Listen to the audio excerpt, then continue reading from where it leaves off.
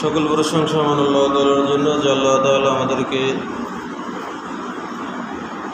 শুক্রবার দিন পবিত্র ঘর ইবাদতের উদ্দেশ্যে আসার তৌফিক দিয়েছেন। আমরা কুরআনুল কারীমের 2 নং সূরা সূরাতুল বাকারার 233 এবং 34 নং আয়াতের তেলাওয়াত শুনেছি। তেলাওয়াতকৃত আয়াতের মাঝে আল্লাহ তাআলা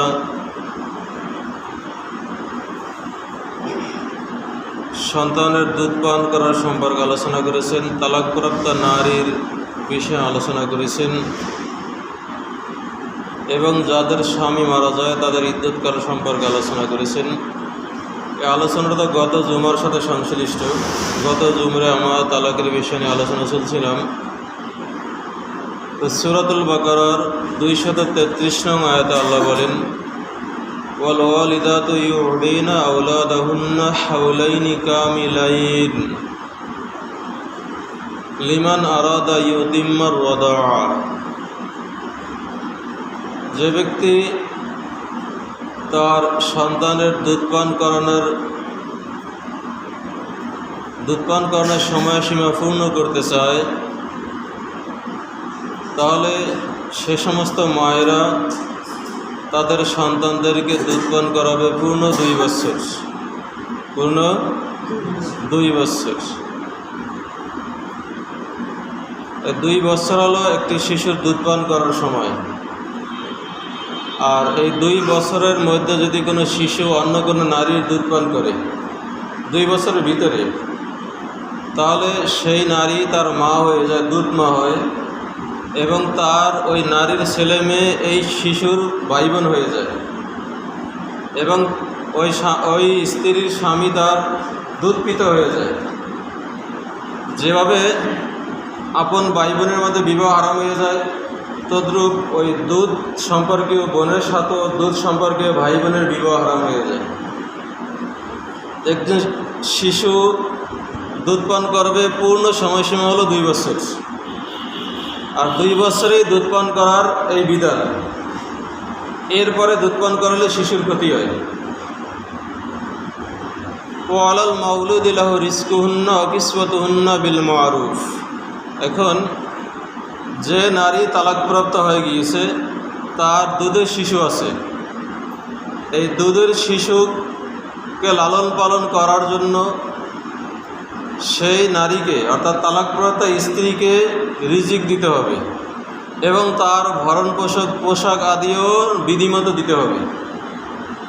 যে স্বামী তার স্ত্রীকে তালাক দিয়েছে কিন্তু তার দুধের শিশু আছে, ওই নারীর যতদিন দুধ পান করাবে শিশুকে, ততদিন পর্যন্ত ওই নারীর ভরণ পোষণ, রিজিক, খাদ্য, খোরাক, পোশাক বিধিমতো, ন্যায়মতো, আইনমতো স্বামী দিবে এবং দিতে বাধ্য। লা তুকাল্লাফু নাফসুন ইল্লা উসআহা। কোনো ব্যক্তিকে তার সাধ্যর বাইরে কোনো দায়িত্ব চাপিয়ে দেওয়া যাবে না, তাকে কষ্ট দেওয়া যাবে না। লা তুদাররা ওয়ালিদাতুম বিওয়ালাদিহা ওয়ালা মাউলুদুন লাহু বিওয়ালাদিহি। লা তুদাররা, ক্ষতি করা যাবে না, ওয়ালিদাতুম বিওয়ালাদিহা, কোনো মাকে তার সন্তানের কারণে, আর ক্ষতি করা যাবে না কোনো পিতাকে তার সন্তানের কারণে। এর মানে কি? অর্থাৎ স্বামী তালাক দিয়েছে, এখন ছোট্ট শিশু, দুধের শিশু স্ত্রী পালন করতে আসে। এমনিতেই তার কষ্ট, একটা শিশুকে লালন পালন করাটা অনেক কষ্টের কাজ, তদুপরি দুধ পান। এই জন্য ওই দুধ পান করানোর বয়স পর্যন্ত ওই নারীকে খাদ্য, পোশাক সবই দিতে হবে এবং ওই শিশুর যাবতীয় খরচ পিতাকেই বহন করতে হবে। এটা শুধু দুধ পান করার বয়সই না, তারপরও বালিকা হওয়া পর্যন্ত। এবং কোনো পিতাকেও তার সন্তানের কারণে কষ্ট দেওয়া যাবে না। এখানে ব্যাখ্যা হলো, অর্থাৎ স্ত্রী জোর করে সন্তানকে নিয়ে যায়, কিংবা স্ত্রী সন্তানকে লালন পালন করতে চায় কিন্তু স্বামী দিতে চায় না, সেও জোর করে নিয়ে আসে, তাহলে এদিক দিয়ে পিতাও কষ্ট পড়লো, ওদিক দিয়ে নারীও কষ্ট পড়লো। এরকম কাউকে কষ্ট দেওয়া যাবে না।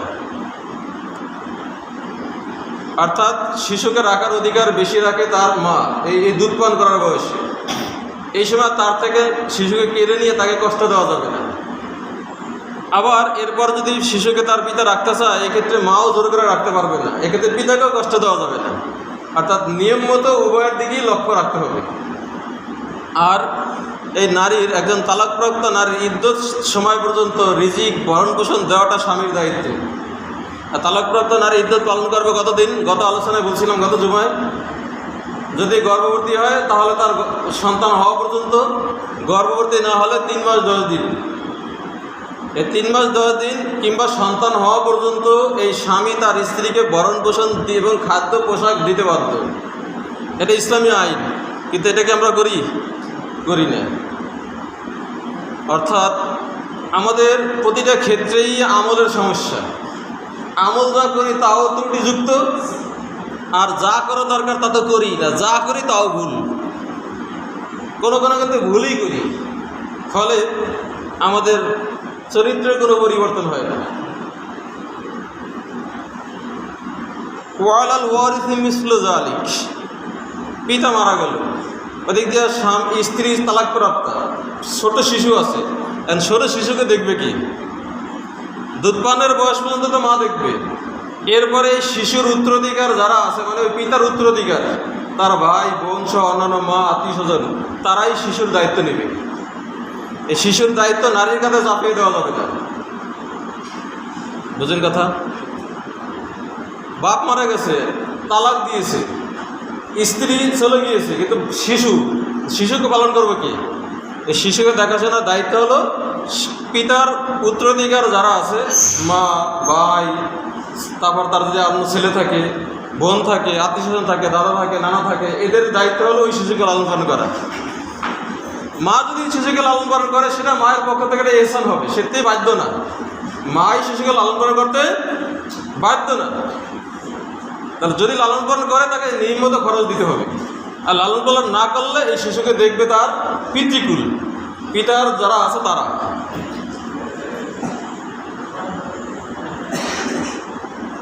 ফাইন আরাদা ফিসালান আন তারাদিম মিনহুমা আও তাশাউরিন ফালা জুনাহা আলাইহিমা, যদি 2 বছর দুধপান করার আগে স্বামী এবং স্ত্রী, অর্থাৎ তালাকপ্রাপ্ত হয়ে গিয়েছে অথবা তালাকপ্রাপ্ত হয় না, স্বামী স্ত্রী আছে, এখন সন্তানকে তো পূর্ণ 2 বছর দুধপান করাতে হবে ইচ্ছা করলে। যদি তারা ইচ্ছা করে 2 বছর আগে দুধ ছাড়াতে পারবে, তো কোনো গুনাহ হবে না। ফাইন আরাদা ফিসালান, যদি ইচ্ছা করে দুধ ছাড়ানোর, আন তারাদিন মিনহুমা, স্বামী স্ত্রী উভয়ই সম্মতিক্রমে, অতাশাউরিন অথবা পরামর্শক্রমে, ফালা জুনাহা আলাইহিমা, এই পিতামাতার কোনো অপরাধ হবে না, কোনো পাপ হবে না। ওয়াইন আরাদতুম আন তাস্তারদিউ আওলাদাকুম ফালা জুনাহা আলাইকুম ইযা সাল্লামতুম মা আতাইতুম বিল মারুফ। এখন কথা হলো, মা তার সন্তানকে দুধ পান করাবে না, কিংবা কিছুদিন করালো, কিন্তু শিশু তো দুধ খাবে। তো আরব দেশে নিয়ম ছিল, সন্তান হওয়ার পরে কিছুদিন মায়ের কাছে থাকতো, এরপরে সন্তানকে দাত্রী মায়ের কাছে দেওয়া হতো। যেমন আমাদের নবীকেও মা হালিমা কি দাত্রী মা হালিমা লালন পালন করেছিলেন। এখন পৃথিবীর কোনো মুসলমান যদি এরকম ইচ্ছা করে যে না, আমাদের সন্তানদেরকে আমরা দুধপান করাবো না, কিংবা মায়ের দুধের সমস্যা আছে, দুধপান করাবো না, সমস্যা নাই, তারপরেও করাবে না, অন্য নারীর মাধ্যমে দুধপান করাবো, তাহলে সেটা জায়েজ। কিন্তু অন্য নারী যেহেতু দুধপান করাবে, তাকে বিধিসম্মত নিয়ম মতো পারিশ্রমিক পয়সা দিতে হবে, যেটাকে পারিশ্রমিক বলেন, হাদিয়া বলেন, বেতন বলেন, সেটা দিতে হবে। ওয়াত্তাকুল্লাহ ওয়ালামু আন্নাল্লাহা বিমা তা'মালুনা বাসীর, আল্লাহকে ভয় করো এবং জেনে রাখো নিশ্চয় আল্লাহ তাআলা তোমরা যা করো সব দেখেন। বাসীর মানে খুবই দৃষ্টিবান। আল্লাহ বলছেন তোমরা যা করো আল্লাহ কিন্তু সব দেখেন। আল্লাহকে ফাঁকি দেওয়া কি সম্ভব?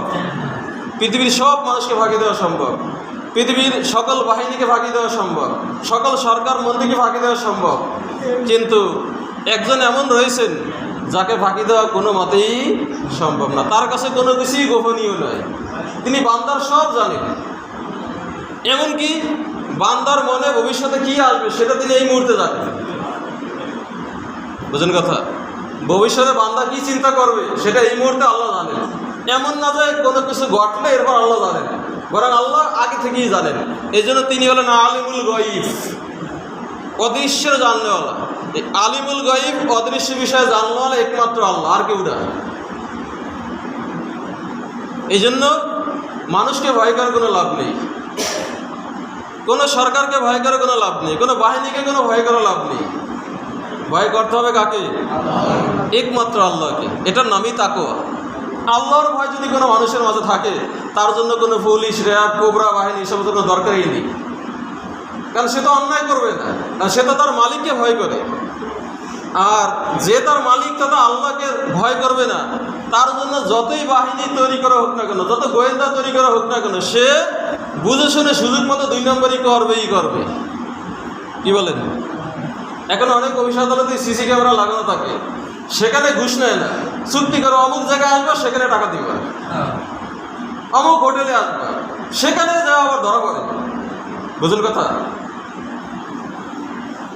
মাঝে মধ্যে সেখানেও কি, কারণ চোরের 10 দিন, গৃহস্থের 1 দিন।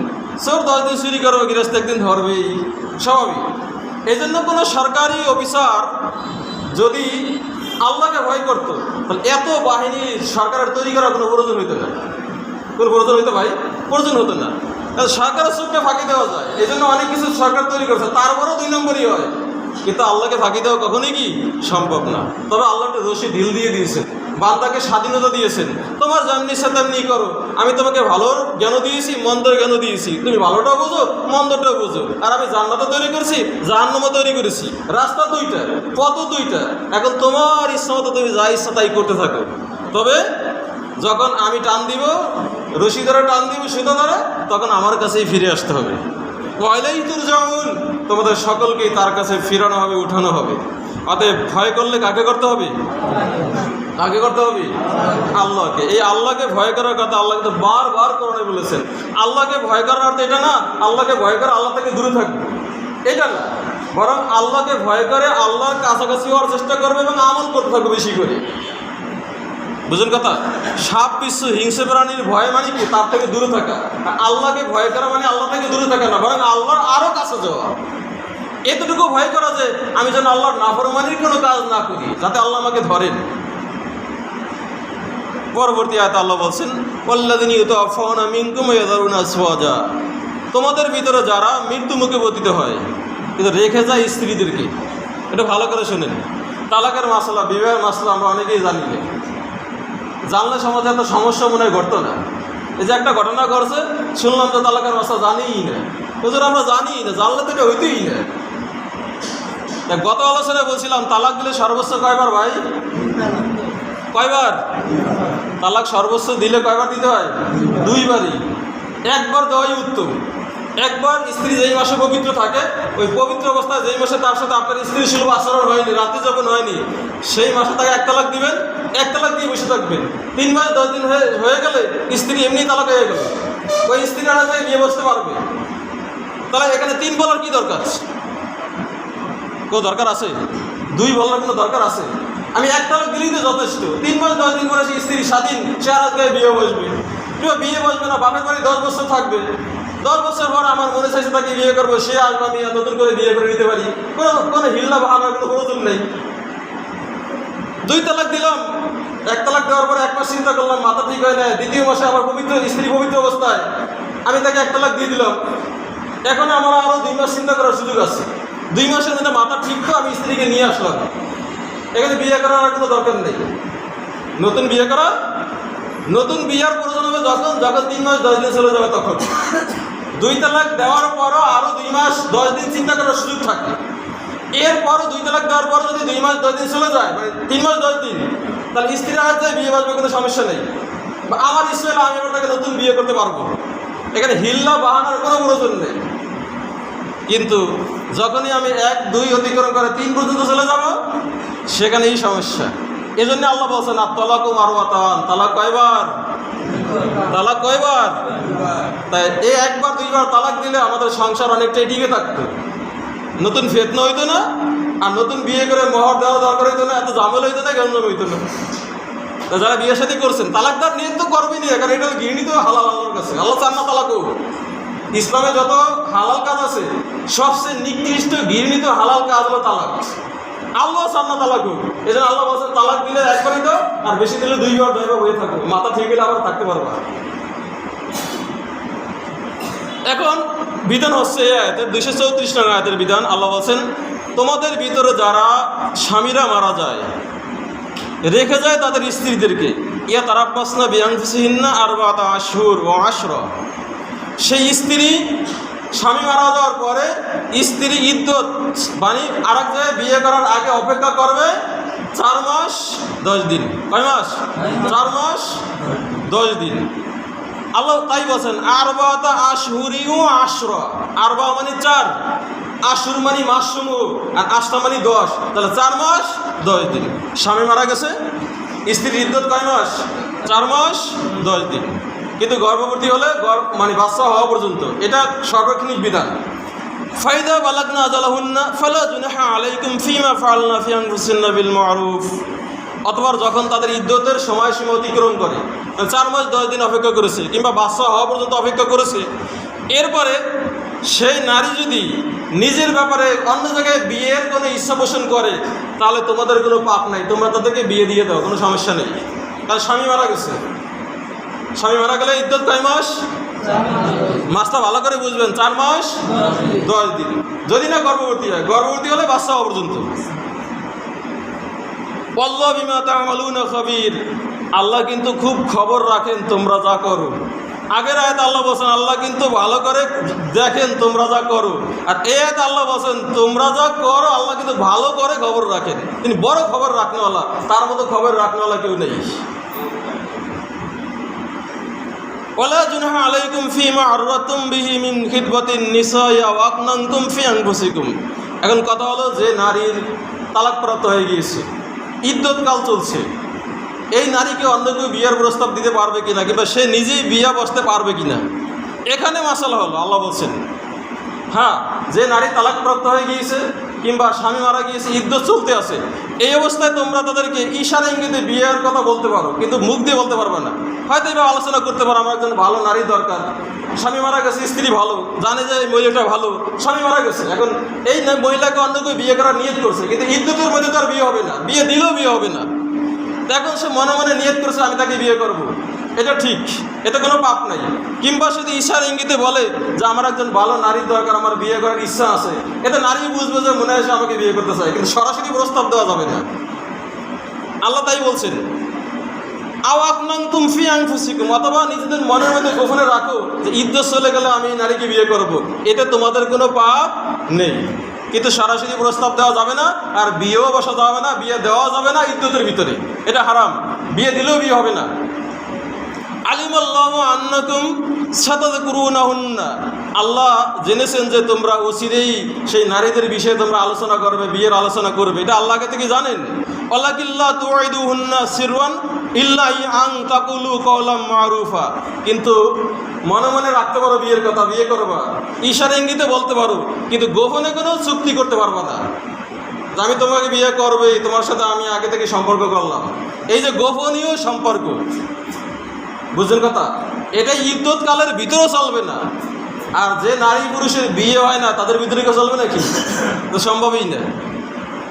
অর্থাৎ বিয়ের আগে কোনো নারী পুরুষের কোনো সম্পর্ক নেই, বুঝলেন কথা, ভিন পুরুষ ভিন নারী এদের মধ্যে গয়রে মাহরাম এদের ভিতরে কোনো প্রকার সম্পর্ক নেই, গোপনে কোনো সম্পর্ক নেই। তো আল্লাহ এখানে বলছেন যে নারীর ইদ্যতকাল চলছে, এই নারীর সাথে গোপনে চুক্তি করে রেখে নেওয়া হবে, গোপনে গোপনে প্রতিশ্রুতি দিও না, আলোচনা করিও না, এটা করা ঠিক হবে না। তবে ইল্লাং তাকুলু কওলাম মারুফা, বিধিসম্মত ন্যায়সঙ্গত কোনো কথা যদি বলো, তাদের কোনো সবাই ছেড়ে তো আগেই বলছেন আল্লাহ, হয় গোপনে রাখো কিংবা ইশারা ইঙ্গিতে বলো, এটা জায়েজ। ওয়ালা তা'সিমু উকদাতান নিকাহি হাত্তা ইয়াবলুগাল কিতাবু আজালাহু, আল্লাহ বলছেন খবরদার, যতক্ষণ পর্যন্ত না নারী তার ইদ্যতকাল সময়সীমা অতিক্রম করবে, এর ভিতরে বিয়ের কোনো চুক্তি করবে না, বিয়ে তো করবেই না, বিয়ের কোনো চুক্তিও করবে না। ওয়ালামু আন্নাল্লাহা ইয়ালামু মা ফি আনফুসিকুম ফাহযারুহু, জেনে রাখো নিশ্চয় আল্লাহ তাআলা জানেন তোমাদের অন্তরের ভিতরে যা আছে। ফাহযারুহু, অতএব ভয় করো তাকে। ভয় করবো কাকে? আল্লাহকে। ওয়ালামু আন্নাল্লাহা গফুরুন হালিম, জেনে রাখো নিশ্চয় আল্লাহ তাআলা হলেন বড় ক্ষমাশীল, বড় ধৈর্যশীল। বান্দার সব অপরাধ আল্লাহ সহজে ধরেন না, আর বান্দার যদি অপরাধের কারণে আল্লাহ ধরতেন, পৃথিবীতে কোনো মানুষ বেশি থাকতে পারতো না, কোনো প্রাণী বেশি থাকতে পারতো না। কারণ নবীরা ছাড়া এমন কোনো সাধু পুরুষ নাই যার জীবনে কোনো অন্যায় নেই। এতে কোনো মাওলানা কি পীর মুর্শিদ আউলিয়া গাউস কুতুব অলি আল্লাহ দরবেশ কেউ বাদ নেই। ইচ্ছায় হোক অনিচ্ছায় হোক গুনাহ হয়েই যায়। শুধু নবীদেরকে আল্লাহ নিজে হেফাজত করেন বিধায় তাদের কোনো গুনাহ নাই। এর বাইরে সব মানুষেরই গুনাহ আছে, তবে সকল গুনাহগারদের মধ্যে ওই গুনাহগারই আল্লাহর কাছে সবচেয়ে প্রিয়, যেই গুনাহগার তওবা করে, যেই গুনাহগার কি করে, ওই পাপ থেকে ফিরে এসে আল্লাহ হয়ে যায়, ভালো হয়ে যায়, সেই গুনাহগার আল্লাহর কাছে সবচেয়ে প্রিয়। তাহলে এই আয়াতগুলো থেকে কি জানতে পারলাম ভাই? যে নারীর স্বামী মারা যায় তার ইদ্যতকাল কতদিন? 4 মাস 10 দিন, গর্ভবতী হলে বাচ্চা হওয়া পর্যন্ত। আর সন্তানকে দুধ পান করাতে হবে কতদিন পর্যন্ত? পূর্ণ 2 বছর। 2 বছর পরে না। তবে ইমাম আবির রহমাল্লাহ বলছেন অন্য এক আয়াতের দৃষ্টিকোণ থেকে, যদি 2 বছর পরও সন্তানকে দুধ পান করানো ছাড়ানো যায় না, তাহলে সর্বোচ্চ আরও 6 মাস দুধ পান করানো যায়, মানে 30 মাস পর্যন্ত। কয় মাস? 30 মাস। এর বাইরে আর দুধ পান করানোর সুযোগ নেই। এরপরে দুধ পান করালে ওই মায়েরও গুনাহ হবে, বাপেরও গুনাহ হবে, এবং সন্তানের অনেক ক্ষতি হবে, নারীর স্বাস্থ্যেরও ক্ষতি হবে। এটা চিকিৎসা বিজ্ঞান সম্মত কথা, হাদিসে তো আছে। আর আল্লাহ রাসূল যা বলেছেন তার ভিতরেই কিন্তু মানুষের উপকার, এর বাইরে না। আর একটা হাদিস শোনেন, ওই যে আমাদের সমাজে যেভাবে হিল্লা বাহানা করে, তালাক হয়ে গেছে করবো কি, তাকে আবার রাখতে চায়, শেষে কী করে আরেকজনের সাথে চুক্তি করে, বাটা তুই বিয়ে করে 2-4 দিন রাখিস, এরপর আমার আবার দিয়ে দিস। ভাই এইটা করতে গেলেও কমপক্ষে 7 মাস লাগে। কারণ তালাক হয়ে যাওয়ার পরে নারী ইদ্যত পালন করবে কতদিন? গর্ভবতী না হলে 3 মাস 10 দিন, গর্ভবতী হলে বাচ্চা হওয়া পর্যন্ত, তার ধরে 3 মাস 10 দিন। এরপরে আর এক ছেলের সাথে বিয়ে হবে, বা স্বামীর সাথে আর এক পুরুষের সাথে বিয়ে হবে, সে কিছুদিন ঘর সংসার করবে, রাত্রি যাপন করবে, স্বামী ছিল বাচ্চা তার সাথে হবে, এবার সে আবার তালাক দিবে। এই তালাক দেওয়ার পরে আবার তো 3 মাস 10 দিন, তাহলে 7 মাস তো এমনিই যায়। যদি চুক্তি করিও এভাবে হিল্লা করতে চান তাহলে কমপক্ষে 7 মাস। বুঝলেন কথা? কিন্তু চুক্তি করে হিল্লা করা কি জায়েজ? একটা হাদিস শুনে যান, মিশকাতুল মাসাবির 284 নং পৃষ্ঠার একবারে শেষের হাদিস, আব্দুল্লাহ ইবনে মাসউদ রাদিয়াল্লাহু থেকে বর্ণিত হাদিস। তিনি বলেন, ক্বালা নাআলা রাসূলুল্লাহ সাল্লাল্লাহু আলাইহি ওয়াসাল্লাম, রাসূল সাল্লাল্লাহু আলাইহি ওয়াসাল্লাম অভিশাপ দিয়েছেন, বদদোয়া করেছেন, অভিশাপ দিয়েছেন। কে দিয়েছেন? রাসূল সাল্লাল্লাহু আলাইহি ওয়াসাল্লাম। এই বদদোয়া মনে হয় কবুল হবে না? কি কোন কবুল হবে? নিশ্চিত হবে, 100 ভাগ হবে। লানা রাসূলুল্লাহ সাল্লাল্লাহু আলাইহি ওয়াসাল্লাম আল মুহাল্লিল ওয়াল মুহাল্লাল, যে হালাল করে আর যার জন্য হালাল করায়। মানে এইভাবে চুক্তি করে যেই পুরুষ বিয়ে করে আর যার জন্য করে, মানে আরেক পুরুষের জন্য তো করবে কিংবা আরেক নারীর জন্য তো করবে, এই 2 জনের উপরে আল্লাহর রাসূল অভিশাপ দিয়েছেন, বদদোয়া দিয়েছেন। কি বলেন? এখন আমাদের সমাজে এখন প্রশ্ন হবে, হুজুর চুক্তি করে এভাবে হিল্লা করলে জায়েজ হবে কিনা? জায়েজ তো নাই, হালাল হবে কিনা? হ্যাঁ, মাসালায় বলে চুক্তি করে এভাবে বিয়ে দিয়ে ওই স্বামী যদি 2-4 দিন রেখে তার সাথে স্ত্রী সুলভ আচরণ করে আবার তালাক দিয়ে দেয়, তাহলে এই স্ত্রী 3 মাস 10 দিন পরে কিংবা বাচ্চা যদি গর্ভ হয়ে যায়, তাহলে বাচ্চা হওয়ার পরে ওই প্রথম স্বামীর সাথে আসতে পারবে, এটা তার জন্য জায়েজ। কিন্তু মাঝখানে কঠিন গুণা, এই ডঙ্কি, যে হালাল করে যার জন্য করে তার উপর আল্লাহ রাসূলের অভিশাপ। এই অভিশাপ আপনারা নেবেন নাকি? তো অভিশাপ যাতে হয় কাজটাও করবেন না। যদি তালাক দিতেই হয়, মাথা একবারে গরমই থাকে, বুঝে নাই আসে, তাহলে কত বলবেন? 1 বললেই চুপ হয়ে থাকেন, মাথা ঠান্ডা হলে দেখে এমনি ঠিক হয়ে যাবে, আবার তাহলে আর দৌড়দৌড়ি করা লাগবে না। তো আল্লাহ আমাদেরকে হকটা বুঝার তৌফিক দান করুন, সুন্নাত অনুযায়ী আমল করার তৌফিক দান করুন। সুন্নাত পড়ে নেন।